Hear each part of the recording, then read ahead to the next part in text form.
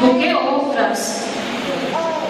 Mas, quando nós aceitamos Jesus como Salvador, o que a gente supõe, o que a gente entende é: aceitei Jesus, Jesus me limpou dos pecados, me lavou, me remiu, eu vou viver em novidade de vida, não é isso?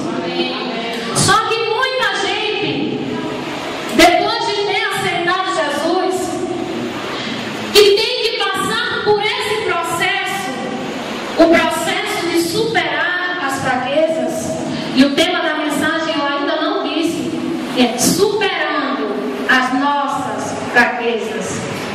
Superando, diga, superando as nossas fraquezas. Então, quando Jesus nos lava, no dia que aceitamos Ele, nós passamos por um processo.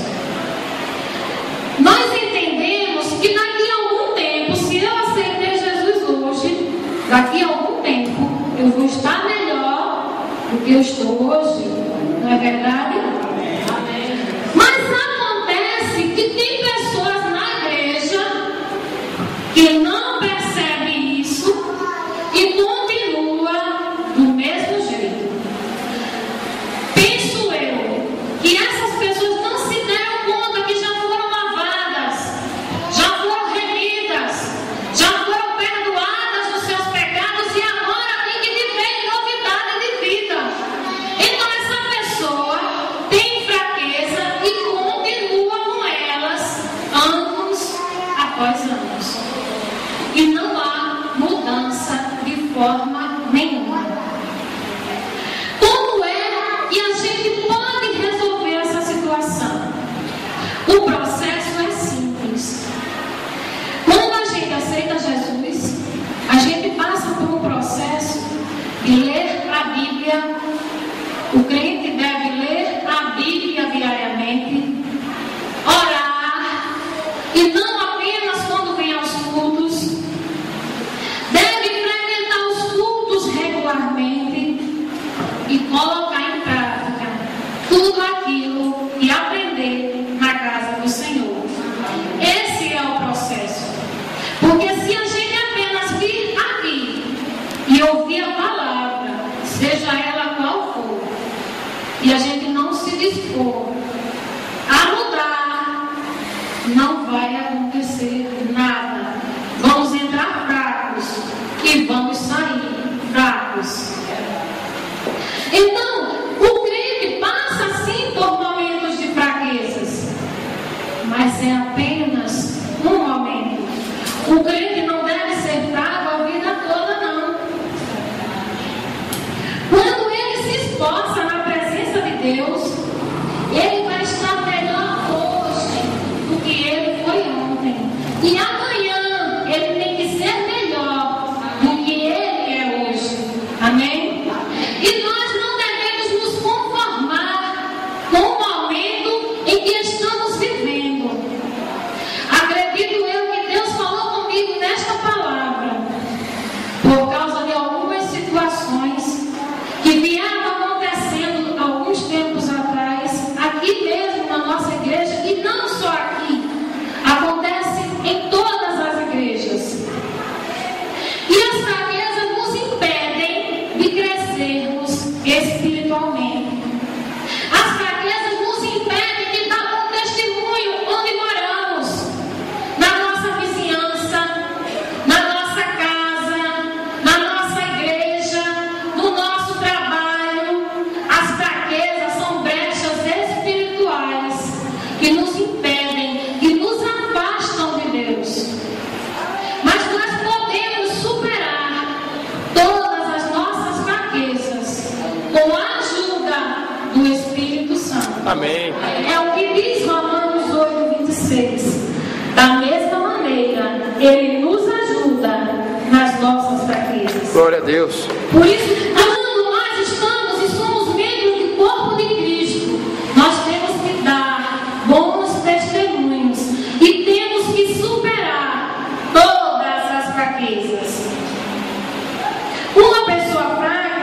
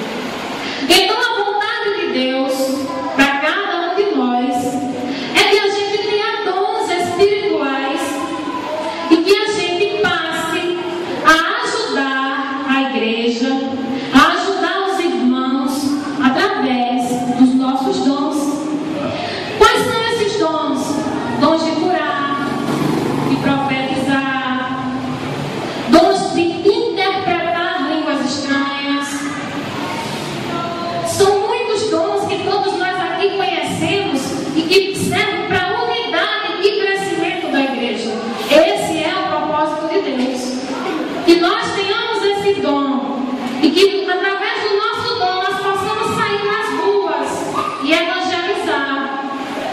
Nós possamos sair e as pessoas não vão nos apontar, vão dizer: ali é de fato uma crente, é de fato um crente. Porque a nossa vida por si só tem que ser testemunho para ganhar outras pessoas. Se você nunca teve coragem e não tem até hoje de convidar outras pessoas para vir para a igreja, a sua vida, sendo testemunho, vai atrair outras pessoas para a igreja. Porque quem olhar para você vai dizer: eu quero ser como ela, eu quero ser como ele. Agora, se nós fizermos diferente, com as nossas fraquezas, nos acomodarmos, então as pessoas não vão querer um Deus que não conseguiu mudar a nossa vida. Nos acomodar e aceitar a situação que estamos vivendo. Temos o Espírito Santo em nós. Temos o Espírito Santo conosco. E temos que pedir a ajuda dele. Temos que reconhecer quem somos. E dizer: Espírito Santo, eu não consigo só. Primeira fraqueza: falar demais. Falar demais negativamente. Falar demais não é falar muito. Falar demais é falar o que não deve, o que não edifica os outros. A Bíblia diz: no muito falar não faltam transgressões. Por isso nós só devemos falar aquilo que vai ajudar ao nosso próximo. Não falar aquilo que vai magoar, aquilo que vai denegrir a imagem do nosso próximo. Nós não devemos ser pessoas que falam demais. Nós podemos falar muito, mas muita coisa boa, coisa que ajude a igreja, ajude onde você andar, mas falar negativamente demais, não, isso é uma fraqueza. Tem pessoas na própria igreja que falam mal do pastor, falam mal da esposa do pastor, falam mal dos irmãos, falam mal de quem está lá fora, falam mal de tudo. E nós estamos aqui para falar mal de alguma pessoa? Não. Nós estamos aqui para aprender com a palavra e para sermos melhores do que nós somos. Eu não sou melhor do que ninguém aqui. E ninguém pode dizer que é melhor do que eu. Nós somos iguais em Cristo, nós somos irmãos e temos, quando vemos alguém no erro, nós podemos chamar a pessoa, conversar com a pessoa e orientar a pessoa dentro da palavra. Mas sair falando, fazendo disse na igreja, isso é uma fraqueza. Uma pessoa que fala demais é ofendido, preferiu deixar Jesus por causa de uma palavra. Então nós não devemos ser sensíveis a esse ponto, sensível negativamente. E tem gente que é sensível e fica com raiva, agredindo todo mundo, principalmente em casa. Agride o esposo, agride a esposa, agride os filhos com palavras, dá mau exemplo, extravasa. A forma de extravasar dessa pessoa é agredindo. Afasta as pessoas porque são fracas, sensíveis demais negativamente.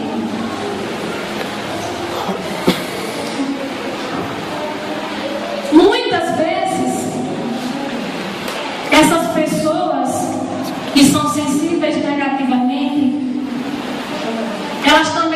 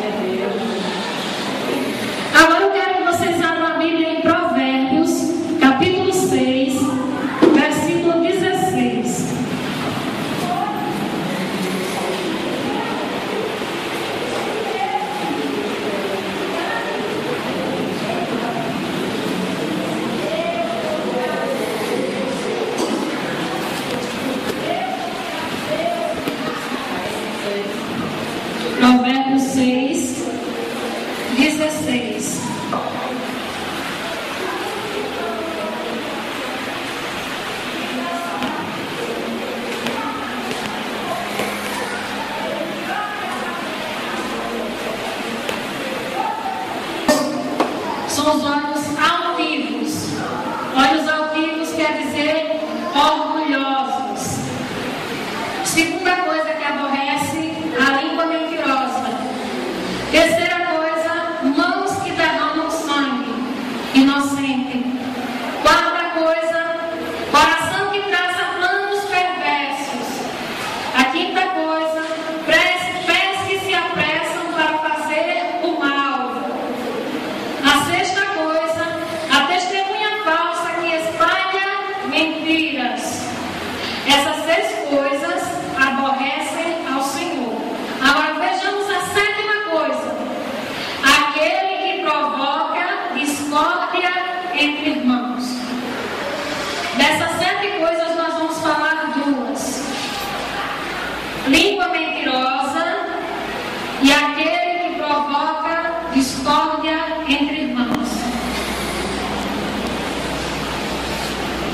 A Bíblia diz em Efésios 4:25: pelo que deixai a mentira, falai a verdade cada um com o seu próximo, porque somos membros uns dos outros. Em João 8:44 diz: vós tendes por pai ao diabo, e quereis satisfazer os desejos de vosso pai. Ele foi homicida desde o princípio, não se firmou na verdade, porque não há verdade nele. Quando ele profere mentira, fala do que lhe é próprio, porque é mentiroso e pai da mentira. Tem pessoas dentro da igreja, todo mundo aqui se conhece, sabe do que eu estou falando, que contam mentiras como se fossem verdades. A Bíblia diz que aquele que mente é filho do diabo. Mentira deixa Deus aborrecido, deixa Deus de mau humor. Mentira é um pecado e quem peca vai para o inferno. Por isso, nós não podemos viver na igreja, ter aceitado Jesus e continuarmos mentindo. E aí, esse tipo de pessoa que gosta de mentir, porque já entranhou na pele dele, já entranhou na natureza dele, ele nem percebe mais que aquela mentira é um pecado, que faz mal a ele espiritualmente, que faz mal aos outros, e ele, quando alguém descobre que mentiu, foi brincadeira, eu estava brincando. Mas a mentira deixa Deus aborrecido, porque o pai da mentira é o diabo, e quem mente é filho do diabo. Por isso, nessa noite, se alguém aqui tem essa fraqueza de mentir, peça ao Espírito Santo para deixar essa fraqueza para trás, em nome de Jesus. Uma outra fraqueza, e essa é a pior de todas, é a 7ª fraqueza do Provérbios 6, versículo 19, diz assim: o que semeia discórdia entre irmãos, o que semeia contendas entre irmãos. Contenda é confusão, é briga, é disse-me-disse na igreja. E nas igrejas está cheio de gente assim, que tem esse tipo de fraqueza e ficam fazendo panelinhas no meio da igreja, ficam botando irmãos contra irmãos, ficam se fazendo de vítima dentro da igreja e distraindo as pessoas do verdadeiro foco que é Jesus. A Bíblia diz que Deus, ó Deus,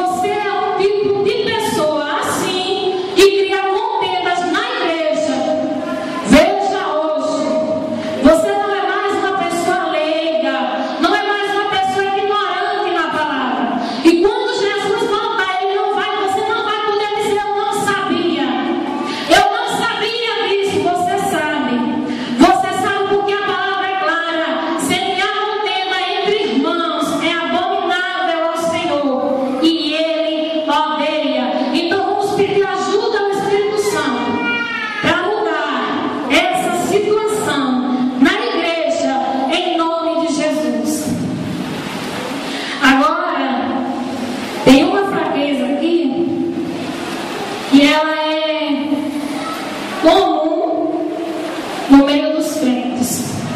Crente espiritual e crente menos espiritual pode ter essa fraqueza.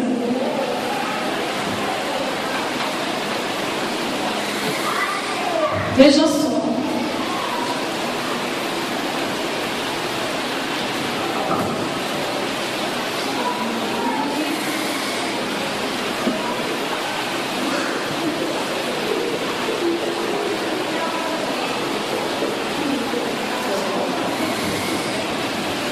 É a fraqueza do comprar demais.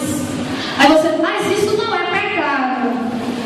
E pode ser, se causar prejuízo a alguém. Tem gente que compra demais, se endivida e dá prejuízo a outras pessoas. Todo mundo, seja crente ou não seja crente, deve se planejar. Se você só ganha um salário, você não pode gastar mais que um salário. Porque se você ganha 600, você ganha 800 e você gasta 3 vezes mais, você sabe que não vai conseguir pagar, você vai ficar endividado, você vai dar prejuízo a outros e Deus é contra isso também. Na Bíblia está escrito: a ninguém devais coisa alguma, a não ser o amor. Nós não devemos andar comprando sem poder pagar, porque a Bíblia diz que nós não devemos andar devendo às pessoas, a não ser o amor. Por isso, essa fraqueza está junto com aquela da infidelidade no dízimo e na oferta. Tem gente que não consegue dizimar e não consegue ofertar porque diz: eu devo muito, eu não posso porque o meu dinheiro não dá. Mas não dá por quê? Porque não se planejou, porque comprou demais, porque se endividou. E mesmo endividado não para de comprar, continua comprando e continua dizendo: eu não consigo pagar, mas continua comprando, e por isso eu não consigo dizimar. A infidelidade no dízimo e na oferta é muito comum entre os crentes. Tem gente que até já tentou dizimar, já tentou ofertar e pararam, porque, segundo essas pessoas, o dinheiro não dá. E por acaso Deus errou no plano dele quando disse que nós deveríamos devolver 10%? Por acaso ele errou no plano? Porque se Deus não for digno de receber da minha parte 10%, eu também não sou digna de ficar com os 90% que me cabem. Então nós devemos pensar, e essa igreja está passando uma crise financeira muito grande, porque tem gente aqui que tem fonte de renda, que trabalha, que recebe Bolsa Família, que é aposentado, ou que tem outra fonte de renda que não precisa. A Bíblia diz: roubará o homem a Deus? Nós podemos roubar a Deus sim. E quem rouba vai para onde? Diz a Bíblia que nós roubamos a Deus nos dízimos e nas ofertas. Mas nós vemos muitos crentes que recebem o seu dinheiro e não trazem a parte que pertence a Deus. Isso é uma fraqueza, isso pode ser mudado se você der lugar ao Espírito Santo e dizer: me ajude. Ele diz que nós não sabemos como orar, mas se você disser: Espírito Santo, me ajude a orar, ele vai lhe dar força. Você vai conseguir pagar as suas contas, você vai conseguir ser um bom dizimista e você vai prosperar. E vai ser visto na sua vida a diferença antes de você dizimar e agora. E mesmo que você não prospere logo, a Bíblia diz: traga, mas não diz quando você vai receber essa prosperidade. Traga, mas não diz diz: fiscalize. Então você traz o seu dízimo e a sua oferta e bota na mão do Senhor. E Ele, no tempo certo, vai prosperar a sua vida financeira e em outras áreas, em nome de Jesus. Eu poderia falar de muitas outras fraquezas. Eu poderia falar da inveja que tem nas igrejas, dos ciúmes, da pornografia, dos vícios e de muitas outras coisas. Mas, por hoje, essas são suficientes, vocês já entenderam, eu creio. Nós precisamos pedir ajuda dessa pessoa linda, que é o Espírito Santo, para sermos diferentes, para sermos melhores, para vivermos de acordo com a palavra do Senhor. Nós, na verdade, estamos negligenciando aquilo que nós recebemos da parte de Deus. Nós recebemos o Espírito Santo e muitas vezes guardamos ele como se não fosse nada. Tem um bem tão precioso em você, com você, que poderia fazer a diferença no que você anda e tem negligenciado. Vamos respeitar o Espírito Santo, porque quando nós temos uma vez aceitado Jesus, tendo sido lavado e remido pelo sangue dele, tendo sido batizados com o Espírito Santo ou não, e continuamos agindo dessa forma, nós estamos dizendo: Jesus, o teu sangue não foi suficiente, o seu sacrifício não foi suficiente para mim, Espírito Santo do Senhor não é suficiente para mim. Se esses dois não forem suficientes para mim, para você, o que é que vai ser suficiente? Jesus disse assim: venha como está, para o arrependimento. Ele não diz venha e permaneça como está. Venha como está, mas mude. Venha como está, mas se esforce. Venha como está e se arrependa. Ganhe almas, honre e exalte o nome do Senhor. Essa é a palavra que eu tinha para dar aos irmãos nessa noite. Eu penso que se alguém aqui não é dizimista, pode superar essa fraqueza hoje. Pode tomar a decisão de ser dizimista, porque Deus não errou no plano dele quando disse que você deve devolver a 10ª parte. E Deus pode abençoar e muito, protegendo sua fonte de renda. As demais fraquezas, você, se quiser, pode fazer propósito com Deus. Você pode entrar em oração. Você pode falar em línguas estranhas. Se você não souber como dizer, você pode dizer: Espírito Santo, a sua palavra diz que eu não sei orar como se deve, mas eu quero sua ajuda para mudar. Eu quero orar agora com a linguagem que o Senhor me deu, a linguagem espiritual. E eu quero que quando o Senhor estiver orando, quando eu estiver orando, o Senhor age em mim. O Senhor mude aquilo que eu não consigo mudar. Amoleça o meu coração. Tire a venda dos meus olhos. Limpe os meus ouvidos. Faça uma obra que até agora eu não deixei o Senhor fazer. Quando Deus falou comigo nessa palavra, eu entrei em propósito com Ele. Eu decidi fazer um propósito de 30 dias de oração. Meu propósito vai terminar terça-feira agora. E eu disse a Deus: Deus, tem coisas em mim que eu não gosto. Não é pecado, mas eu não gosto. Uma delas é a timidez, a vergonha de falar em público. E eu quero mudar essa situação. Eu não quero mais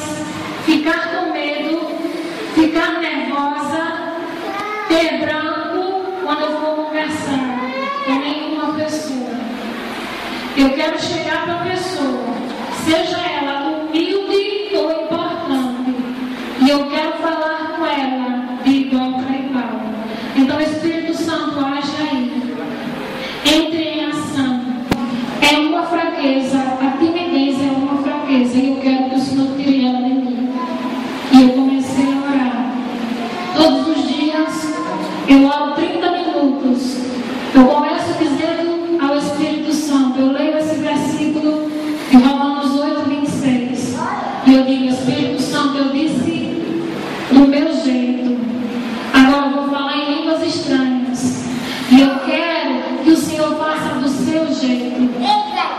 Mas o Senhor não me deixe ficar como estou. E se tem alguma coisa em mim que eu ainda não percebi, que preciso mudar, enquanto eu estiver orando, eu quero que o Senhor haja. Eu lhe dou liberdade, Espírito Santo, para fazer o que o Senhor quiser. E eu tenho orado, Deus tem feito. Louvado seja o nome do Senhor. E terça-feira já completa 30 dias. Vai ser o último dia desse propósito de oração. Oro em 5 minutos dizendo aquilo que eu quero. E o resto do tempo orando em línguas estranhas. Porque afinal, as línguas estranhas é a que fortalece o homem e a mulher. Amém? Então você pode, se quiser, você pode fazer um propósito com Deus. Examine-se. Todos os cultos de Santa Ceia eu digo, examine o homem a si mesmo antes de receber a ceia. Se examinar é ver o que está errado, o que precisa mudar. Nós podemos mudar, mas sozinhos não. Então vamos pegar esse amigo tão lindo que é o Espírito Santo e vamos dizer, me ajude. Vamos orar em línguas estranhas. E quando você estiver orando em línguas estranhas, o mundo espiritual vai ser movido e a sua vida vai mudar. E quando você menos perceber, você será